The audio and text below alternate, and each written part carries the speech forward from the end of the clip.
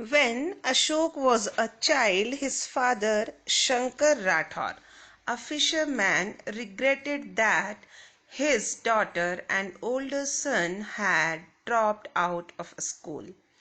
जब अशोक राठौर बच्चा था तब उसके जो पिताजी थे शंकर राठौर, वो एक फिशरमैन थे, मछुआरे थे।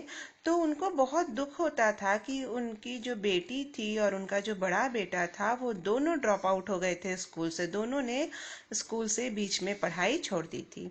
Eight one point Ashok too wanted to quit, but his father insisted that he continue, much against the neighborhood norm.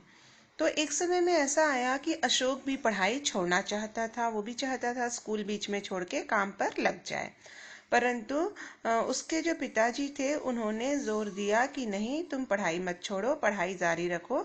जैसे कि जो नेबरहुड नॉर्म था, उनका जो पड़ोसी का जो पड़ोस में आसपास में रहने वाला जो साधारण जो एक चलन था कि हर कोई पढ़ाई बीच में छोड़ देता था, तो उसी तरह अशोक भी छोड़ना चाहता था, पर पिताजी ने पढ़ाई जारी रखने के लिए कहा उनको। Ashok talks of how little value his peers and many of their parents placed on education.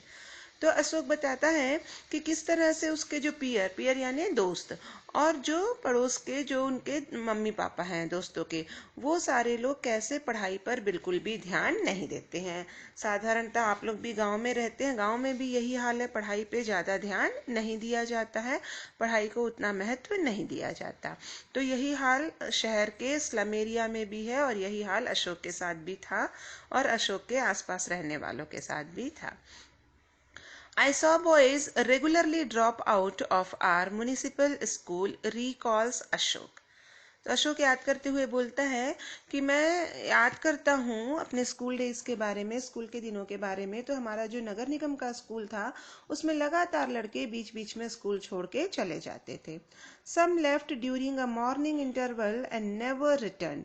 कुछ बच्चे तो ऐसे थे जो आधी छुट्टी होती थी, सुबह में आधी छुट्टी 11-12 बजे होती थी, उसमें चले जाते थे और वापस कभी वो आए ही नहीं। As for the girls, a good many don't attend school anyway.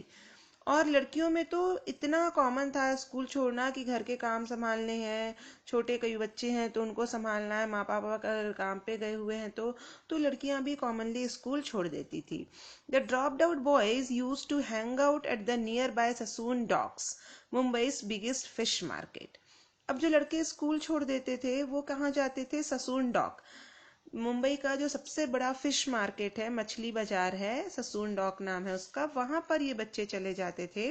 They would steal और pick up fish that had fallen from baskets to sell and make easy money.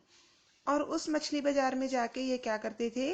या तो मछलियां चोरी कर लेते थे, या जो मछलियां जमीन पे गिर जाती थी उन मछलियों को उठा लेते थे और उन मछलियों को बेचकर वो पैसा कमाते थे।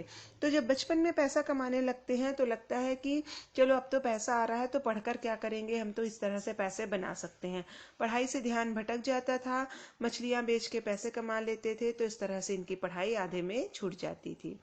And whenever or however they brought in some cash, Ashok explains, the parents considered it clever.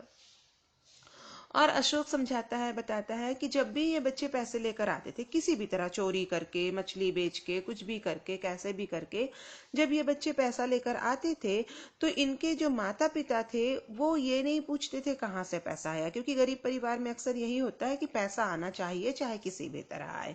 तो माँ बाप बड़े खुश हो जाते थे कि चलो ये तो बहुत अच्छा दिमागदार काम किया बच्चे ने, पैसा कमा कर ला रहा है। Ashok watched many of those boys squander these ill-gotten for profits on drink, cigarettes and gambling. फिर अशोक बोलता है कि ये इससे ज़्यादा और ज़्यादा बुरा ये होता था कि जो बच्चे इस तरह से पैसा कमाते थे वो इन पैसों को या तो शराब पर खर्च करते, या सिगरेट पीने में, या जुआ खेलने में।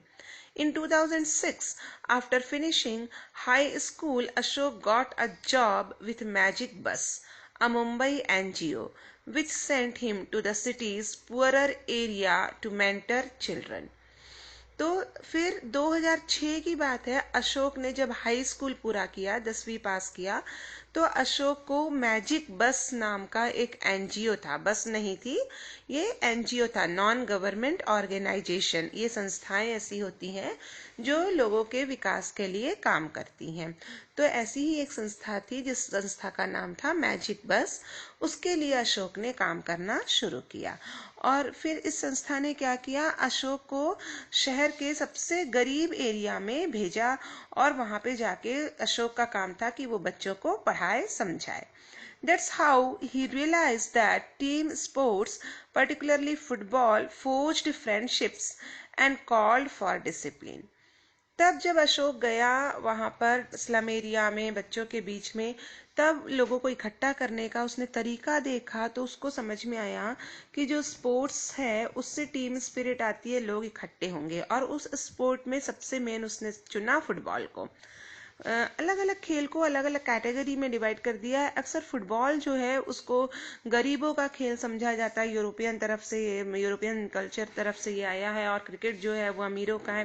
तो एक इस टाइप की सोच बनी हुई है दुनिया में। तो इसने फुटबॉल को चुना, और फुटबॉल में ज़्यादा इक्विपमेंट्स भी नहीं चाहिए, एक बॉल ही चाहिए, बाकी सारे खिलाड़ियों को उतने ज़्यादा एसेसरीज की आवश्यकता नहीं होती है।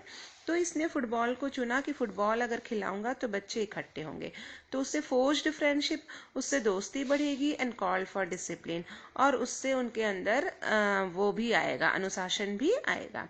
It also had overall a positive effect in the children's lives. और साथ ही साथ में खेलने से बच्चों की जिंदगी पर एक सकारात्मक प्रभाव भी पड़ेगा।